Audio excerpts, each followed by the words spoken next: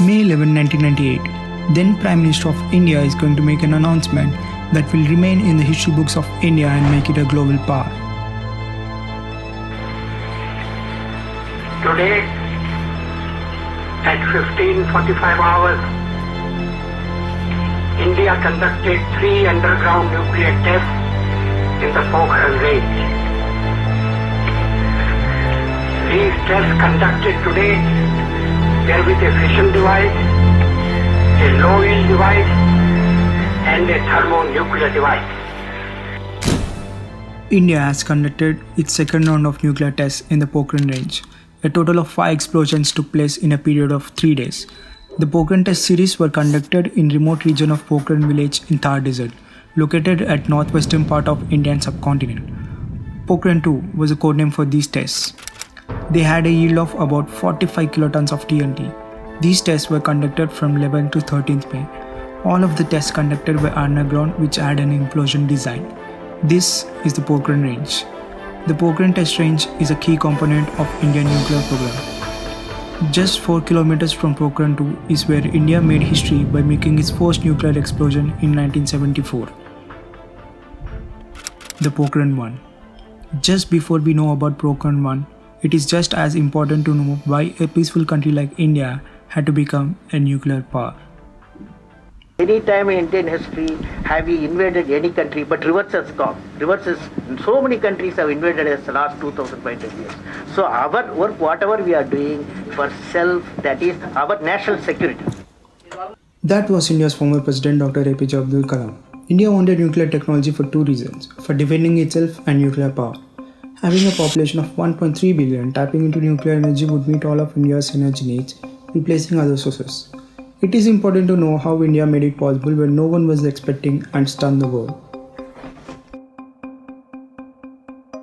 India was ruled by the Britishers for a period of 200 years. Back in 1947, when the British India gained independence, it was divided into India and Pakistan.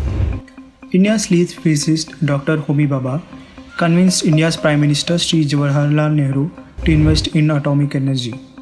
He convinced nuclear energy would meet all our needs. This created the subsequent Indian Atomic Energy Commission, which basically governs the body of atomic energy. This shows in the Atomic Energy Act of 1962. Stating the use of atomic energy for the welfare of people and other peaceful purposes. Although India was focused on peaceful purposes, other countries were stockpiling. In 1965, France had a total of 32 nuclear weapons stockpiled. UK had a total of 436 nuclear weapons stockpiled. The Soviet Union had a total of 6,000 nuclear weapons stored. Surpassing every other country in stockpiling, US had a total of 32,000 nuclear weapons stored and ready to use. In an event of World War, this would mean end of civilization as we know. The Prime Minister stated that India will use nuclear weapons if it is compelled to do so. Serious development did not start until 1954, when construction began on the Bhabha Atomic Research Center (BARC) at Bombay. Canada agreed to provide India with nuclear reactor based on the National Research Experiment Reactor located at Chalk River. In October 1962, war broke out between India and China. India appealed to both Soviet Union and United States for assistance, but was rejected because the two superpowers were at the time distracted by the ongoing Cuban Missile Crisis. The month-long Sino-India War ended in victory for China.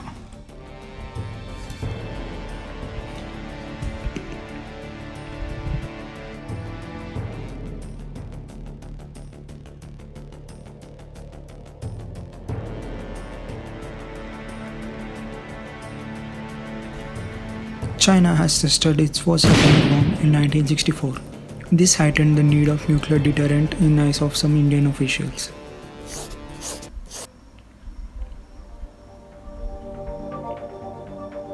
Homi Bhabha said atomic weapons give a state possessing them in adequate numbers a deterrent against a nuclear attack.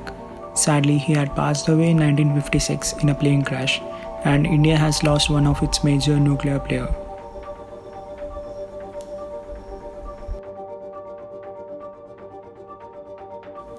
In 1972, the United States was busy fighting a war with Vietnam.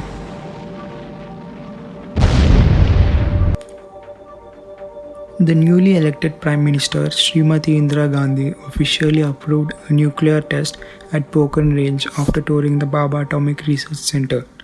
It was decided that an implosion design will be used. As the tests were underground, it was thought that the implosion design will give required results. Implosion is opposite of explosion. In an implosion design, high explosive lenses outward, which on firing make the compressed plutonium core to start a nuclear reaction.